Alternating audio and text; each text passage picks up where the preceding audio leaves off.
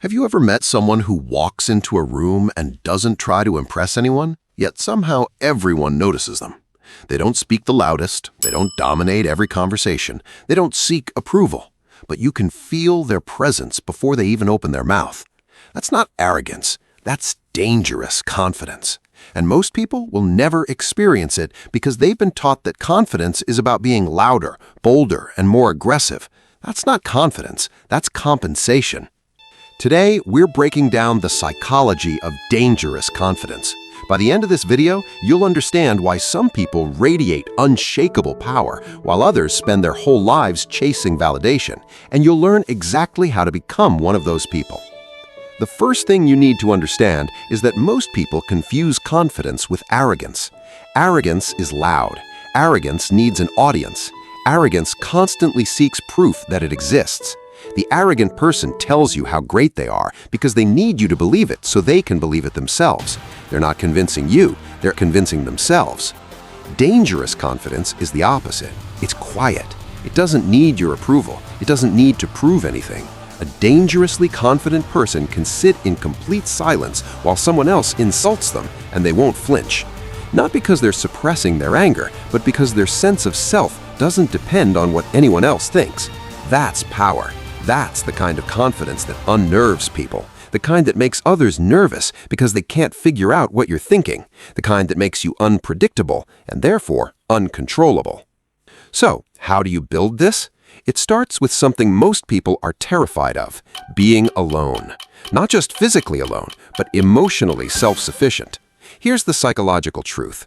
If your confidence depends on external validation, compliments, likes, praise, approval from others, then your confidence isn't really yours, it's borrowed, and anything borrowed can be taken back. The dangerously confident person has spent enough time alone to know exactly who they are when no one is watching. They've faced themselves in the silence. They've met their own demons. They know their strengths and their weaknesses intimately. When you know yourself that deeply, someone else's opinion of you becomes irrelevant. Not because you're dismissive, but because you already have data they don't have. You've been in the trenches with yourself. Some random person's judgment doesn't compare to that. This is why solitude is the training ground for dangerous confidence. Most people avoid being alone because they don't like who they are when the noise stops. They distract themselves with social media, with entertainment, with shallow relationships, anything to avoid facing the person in the mirror. But here's the thing, if you can't sit in a room alone with your own thoughts, you'll always need other people to validate your existence. And that neediness, people can smell it. It repels respect. It attracts manipulation.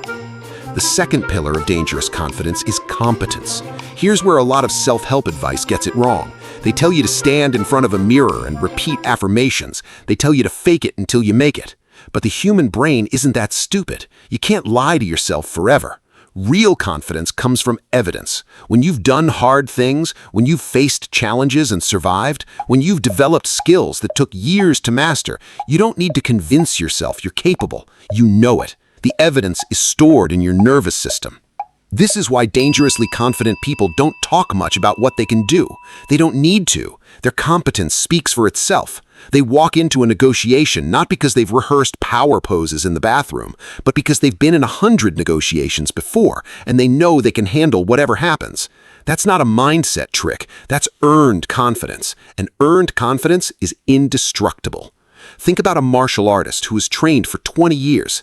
They don't walk around looking for fights. They don't puff out their chest. They don't threaten people. Why? Because they know what they can do. They've tested themselves. They've been broken and rebuilt. The validation comes from within, not from dominating someone weaker. The third pillar is the one most people will never master, embracing failure. Dangerously confident people are not afraid to lose. They're not afraid to be wrong. They're not afraid to fail publicly. Why? Because their identity isn't tied to being perfect. Their identity is tied to being a learner. When you see failure as data rather than a death sentence, you become immune to humiliation. You try things, you fall, you get up, you try again. And after a few cycles of this, something remarkable happens. You stop caring about what people think because you've been embarrassed before and you survived. You failed before and you're still here.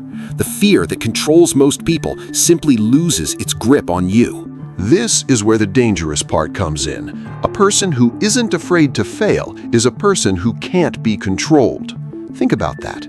Most people are paralyzed by the fear of looking stupid. They don't speak up in meetings. They don't pursue their goals. They don't approach the person they're interested in. They stay small because staying small feels safe.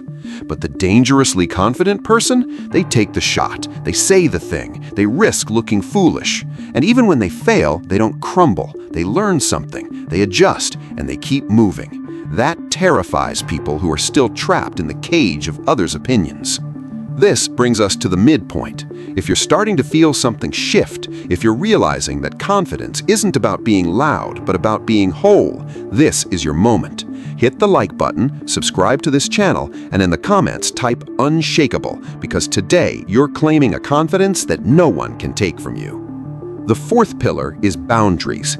Dangerously confident people have iron boundaries. They say no without explaining themselves. They walk away from situations that don't serve them without guilt. They don't let people cross lines and then make excuses for them. This is terrifying to people who are used to manipulating others.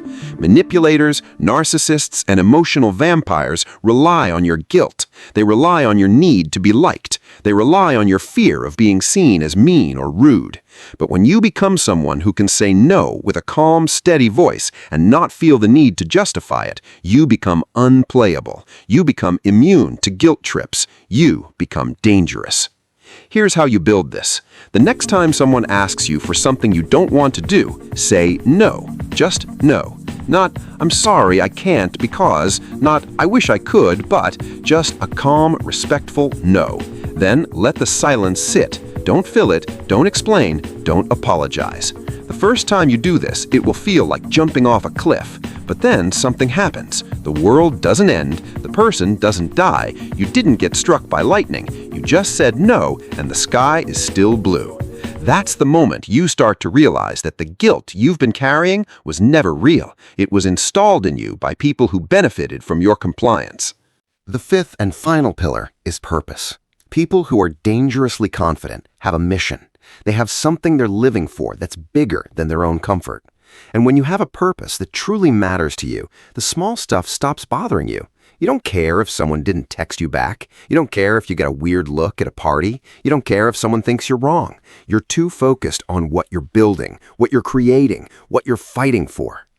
Purpose acts like a filter. It filters out petty drama. It filters out the noise of other people's opinions. It filters out the need for constant validation because you're already validated by the work itself. You're already aligned with something meaningful, and that alignment radiates. People feel it. They sense that you're operating from a different center of gravity, and it draws them in without you trying. This is the irony of dangerous confidence. The less you try to impress people, the more impressive you become. The less you need approval, the more approval you receive. The more you focus on your own mission, the more people want to be part of it. But by the time they come to you, you don't need them anymore. You're already whole. Their presence is a bonus, not a requirement. So, let's bring this together. Dangerous confidence is not a performance. It's not a mask you wear. It's a byproduct of 5 things. Solitude, which teaches you who you are. Competence, which gives you evidence of your capability. Embracing failure, which frees you from the fear of judgment. Boundaries, which protect your energy and your peace. And purpose, which gives you a reason to exist beyond seeking approval. When these 5 pillars are in place, you become a person who enters a room and doesn't need anything from anyone. You don't need their approval. You don't need their validation. You don't need them to like you. You're just present. You're just you. And that presence, that wholeness, is the most powerful force in any human interaction. So look at your life right now. Where are you giving away your power? Where are you waiting for someone to tell you that you're good enough? Where are you hiding because you're afraid of what people might think? That's where your work begins. Not with a mirror and affirmations, with solitude, with competence, with falling on your face and getting back up, with saying no and letting the silence sit, with finding something so meaningful that everything else becomes background noise. Build that, and you won't need to tell anyone you're confident. They'll feel it the moment you walk in the door. That's the psychology of dangerous confidence. That's the power that no one can take from you. This is the way.